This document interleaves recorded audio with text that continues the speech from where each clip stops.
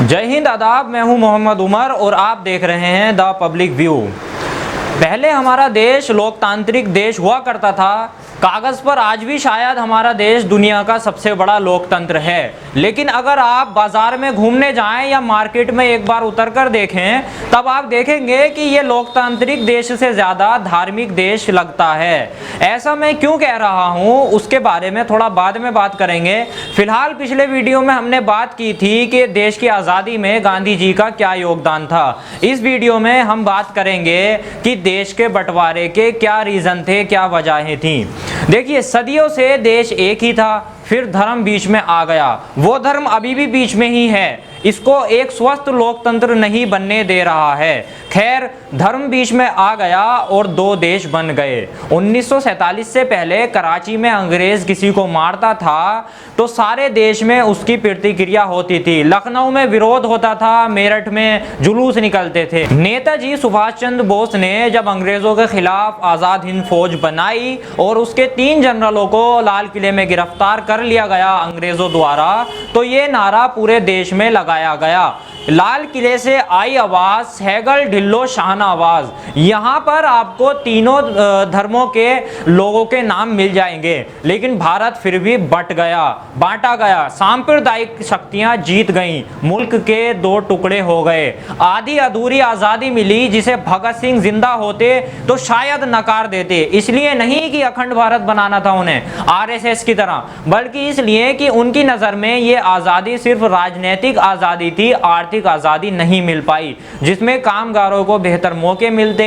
सामाजिक आज़ादी नहीं मिली जिसमें असमानता का कोई अवशेष नहीं बचता।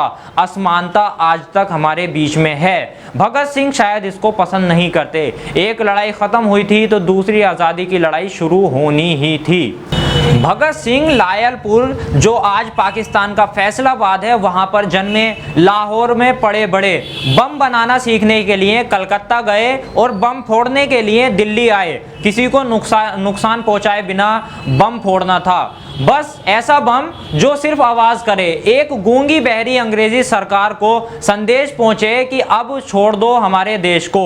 भगत सिंह सिर्फ बम इसीलिए फोड़ना चाहते थे, वो किसी की जान नहीं लेना चाहते थे, वो सिर्फ बम इसलिए फोड़ना चाहते थे ताकि एक बहरी सरकार के कान खुल जाएं। भगत सिंह ने कभी सोचा भी नहीं होगा कि उनका देश 2 टुकड़ों में बांटा जाएगा, लेकिन ये सब हुआ क्योंकि हम सब प्यादे थे। शतरंज की तरह असली खेल कहीं और ही चल रहा था, जिसके वजीर थे जिन्ना, पटेल और नेहरू, और राजा थे अंग्रेज। वजीर राजा को बचाते हैं और प्यादे कुर्बानी देते हैं। देश के प्यादे कुर्बानी दे रहे थे, देश बांटा जा रहा था। बिसात बीत चुकी थी।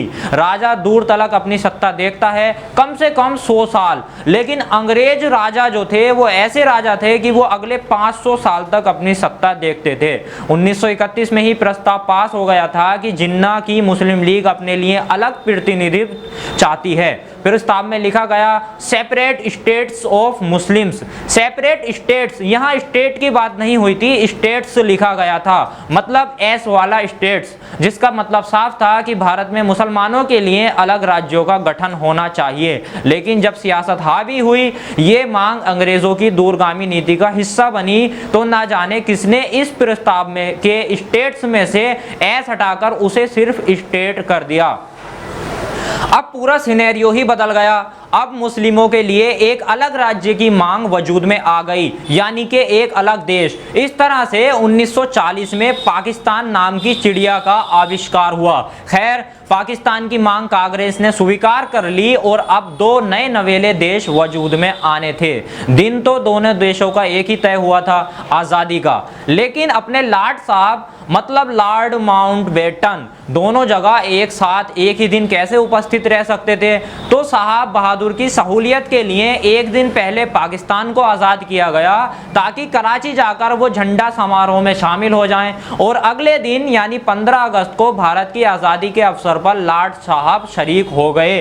अब बात आती है कि 14 अगस्त हो या 15 अगस्त, ये दिन ही क्यों सिलेक्ट किए गए? उसका कारण है कि ब्रिटिश प्रधानमंत्री एटली ने स्पष्ट तौर पर लॉर्ड माउंटबेटन को यह मिशन दिया था कि जल्द से जल्द jewel of the British crown अर्थात ब्रिटिश जो हैं वो भारत को इसी संबोधन से पुकारते थे, ज्वेल ऑफ ब्रिटिश क्राउन, क्योंकि भारत हमेशा से उनके लिए एक बेशकीमती हीरा रहा है, कोहिनूर हीरे से भी ज़्यादा बेशकीमती। और भारत जैसी कॉलोनी भी, इतनी बड़ी कॉलोनी, उसकी जिम्मेदारियों से मुक्त हो जाए, ऐसा इटली ने लॉर्ड माउंटबेटन को आदेश दिया था। ये काम उन्हें सर्दियों से पहले ख़त्म करना था। इस काम में उन्हें जितनी जल्दी कर सकते थे करनी थी।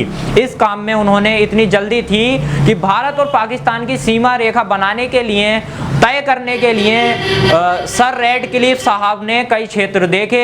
रेडक्लिफ को नियुक्त किया गया था। रेडक्लिफ ने कई क्षेत्र देखे और कई नहीं देखे। जहां नहीं देखे वहां सिर्फ हवाई जहाज से ऊपर से दौरा कर लिया और इलाके तय कर दिए, फला क्षेत्र भारत का और फला क्षेत्र पाकिस्तान का। महज 15 से 20 दिन में ही सब तय कर दिया गया। इतने बड़े देश का बंटवारा, उसकी लाइन महज 15 से 20 दिन में तय कर दी गई। रेडक्लिफ को जरा भी अंदाजा नहीं था कि भारत के कोने कोने में हिंदू और मुसलमान बसते हैं, उनका क्या होगा, कैसे किसको किस तरह से अलग करना है वो नहीं जानते थे, किन किन क्षेत्रों को अलग करना है वो नहीं जानते थे। बस मोटा मोटा अंदाजा लगाया और काम खत्म। नतीजा ये हुआ कि 20 से 25 लाख हिंदू, मुसलमान, सिख सभी की जानें गई, सभी लोगों की जान गई। हजारों लापता हो गए जो शायद बाद में मारे गए हों। देश ने अपने इतिहास का सबसे भयंकर फसाद देखा, पर अंग्रेजों का क्या फसाद देखा, पर अंग्रेजों का क्या, उनकी बला से उनको निकलना था वो निकल गए। जाते हुए अंग्रेज अफसर अपने प्यारे प्यारे घोड़ों को गोली मारकर निकले। जानते हो क्यों?